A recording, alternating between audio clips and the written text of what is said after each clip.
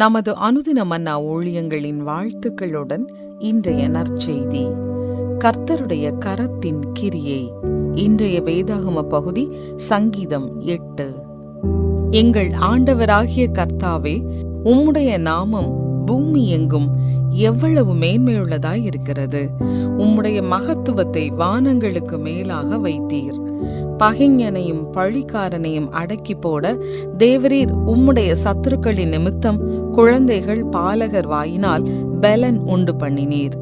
உமது விரல்களின் கிரியை ஆகிய உம்முடைய வானங்களையும் நீர் ஸ்தாபித்த சந்திரனையும் நட்சத்திரங்களையும் நான் பார்க்கும்போது, மனுஷனை நேர் நினைக்கிறதற்கும் மனுஷகுமாரனை நேர் விசாரிக்கிறதற்கும் அவன் எம்மாத்திரம் என்கிறேன். நீர் அவனை தேவதூதரிலும் சற்று சிறியவனாக்கினீர். மகிமையினாலும் கனத்தினாலும் அவனை முடிசூட்டினீர். உம்முடைய கரத்தின் கிரியைகளின் மேல் நீர் அவனுக்கு ஆளுகை தந்து சகலத்தையும் அவனுடைய பாதங்களுக்கு கீழ்ப்படுத்தினீர்.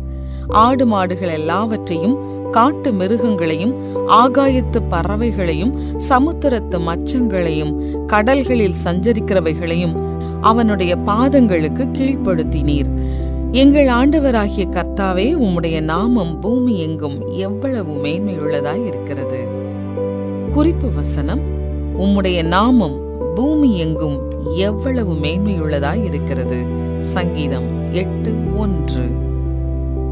ஜூலை 12, 2022 அன்று புதிய ஜேம்ஸ் வெப் விண்வெளி தொலைநோக்கியிலிருந்து முதலாக தங்களுக்கு கிடைக்கப் போகும் அகண்ட விண்வெளியின் படங்களுக்காக விஞ்ஞானிகள் காத்திருந்தனர். இந்த அதிநவீன தொலைநோக்கியால் மனித குலம் இதற்கு முன் பார்த்திராத அளவுக்கு பிரபஞ்சத்தில் தொலைதூரம் வரை பார்க்க முடியும்.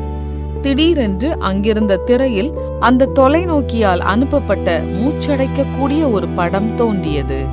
அதுவரை யாரும் பார்த்திராத கரீனா நெபுலாவின் வண்ணமயமான ஒரு விண்வெளி பரப்பின் காட்சி. அப்போது நாசா விஞ்ஞானி ஒருவர், எங்கேயோ நம்ப முடியாத ஒன்று நமக்கு காத்திருக்கிறது என்று ஓர் பிரபலமான நாத்திகர் கார்ல் சாகனின் வாக்கியத்தை மேற்கோள் காட்டினார். சில சமயங்களில் மக்கள் தேவனை கண்ணால் கண்டும் உணராதிருக்கிறார்கள். ஆனால் சங்கீதக்காரன் தாவீது வானத்தை பார்த்து, உம்முடைய மகத்துவத்தை வானங்களுக்கு மேலாக வைத்தீர் என்று அவர் பார்த்ததை சரியாய் அடையாளம் கண்டு கொண்டார்.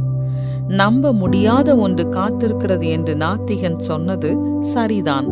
ஆனால் உமது விரல்களின் கிரியையாகிய உம்முடைய வானங்களையும் நீர் ஸ்தாபித்த சந்திரனையும் நட்சத்திரங்களையும் நான் பார்க்கும்போது, மனுஷனை நீர் நினைக்கிறதற்கும் மனுஷகுமாரனை நீர் விசாரிக்கிறதற்கும் அவன் எம்மாத்திரம் என்கிறேன் என்று தாவீது பார்த்ததை அந்த நாத்திகர் பார்க்க தவறிவிட்டார்.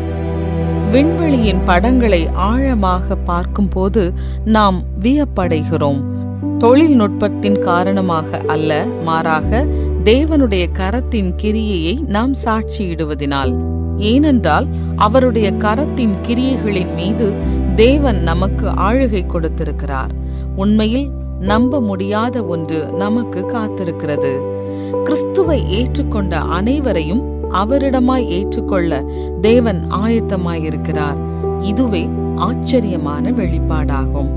ஆழமான விண்வெளியின் படங்களை பார்க்கும்போது உங்களுக்கு என்ன எண்ணங்கள் தோன்றும்? அவற்றில் தேவனை பார்ப்பது எப்படி?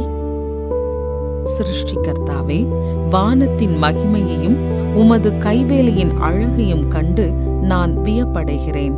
உம்முடைய அற்புதமான படைப்பின் மத்தியில் என்னை பராமரித்துக் கொண்டதற்காய் உமக்கு நன்றி.